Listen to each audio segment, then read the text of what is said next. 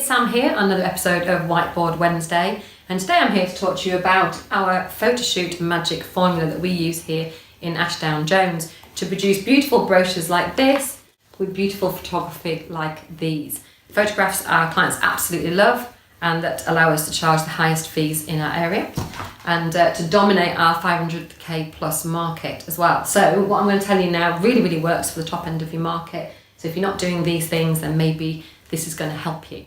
So we've got 5 steps: plan, purchase, be there, client present, behind the scenes, pics, and take your time. I'll quickly work through one at a time, although Tilly told me I've got to talk quicker or less or both.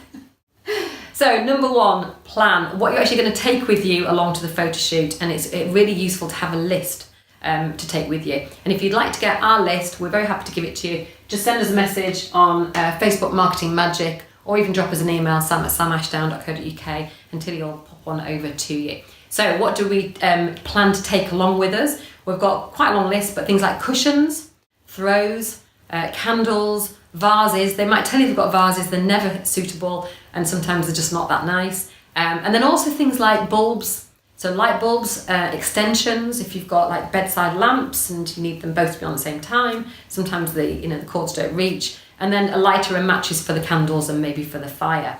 And this gives you an example of one where we took a throw along for that. Can you see that, Tilly, okay? For that bed there, that's all our bedding on that bed, and I think it looks really pretty. We also took along that basket and that lavender as well, which looks great.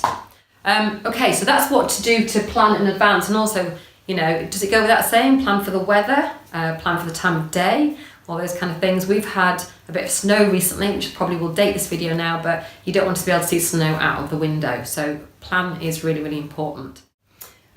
Purchase, what do you actually need to buy to take with you, to take along on the photo shoot that will make the photo shoot more successful? We take along things like flowers, and we almost always leave them with the client.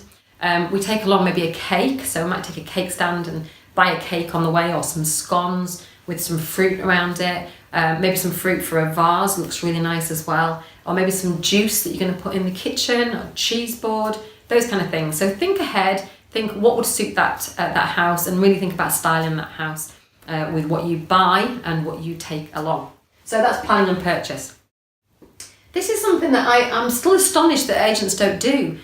A lot of agents aren't actually there on the photo shoot. You've absolutely got to be there. And if it's a big house, and let's say at least 2,000 square foot and above, you need 2 of you there and the photographer, because one is with the photographer, make sure the photographer's getting the right shots, and the other one is running around moving bins and pets and just generally making sure that the shoot goes right. So you've got to be there, and preferably 2 of you. Every single one of our shoots we do with 2 people there. Every single one of our shoots also has the client present, and again, this is something that's contentious that my clients say to me, I prefer an empty house. Of course you prefer an empty house. Of course you prefer the vendor not being there, but you're missing out on a valuable opportunity to get vendor buy-in. And it's so important that your client understands what you're trying to do. What they don't want to do is see this kind of room after you've gone, when they've seen the photographs, if they weren't there present, and they go, yeah, but I really liked that purple and pink bedding. You want to be able to get their buy-in and their kind of ownership of the shoot as you go along, and their permission to move things as well. It's really important. Otherwise, they really won't understand what you're trying to achieve. Also, so that they can get the house looking like that for viewings as well. Okay, next one is, don't forget to take behind the scenes photos. These are often our most popular photos on our social. We put them all over our social, so predominantly on Facebook and Instagram, and they get more engagement than anything else. So you'll see Tess doing a yoga pose in a yoga studio, or Hannah dressing a bed, or Naomi ironing some bedding, and that's all what people love to see. They love to see the effort we go into on a photo shoot, and those kind of photographs get more engagement and more comments and likes and shares than anything else that we do. So that's behind the scenes pics. Number 6, really important for you to take your time. To give you an example, this particular photo shoot here for Colton House took us about 6 hours to do. That's a photographer, 2 photographers, because then we did twilight and drone as well. 2 people there, Tess and Hannah both went along to make sure it looked amazing, and lots of styling, and the vendor was there at the same time as well. And what's the result? We sold that house almost immediately after the other agent had failed to sell it for 9 months, and we got almost full asking price. We didn't even drop the price when we took it on the market. So I can tell you that this absolutely works. So make sure that you're following our Photoshoot magic formula. It should actually be magic Photoshoot formula. Maybe it should be that way around.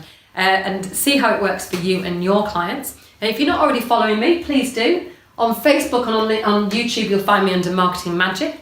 And then on LinkedIn, I'm under Sam Ashdown. And of course, the website is samashdown.co.uk. And don't forget, if you would like that styling list, just message me on the page or in any of the other places, and I'll make sure Tilly or me sends it over to you straight away. So I look forward to seeing you on the next episode of Whiteboard Wednesday. Bye for now.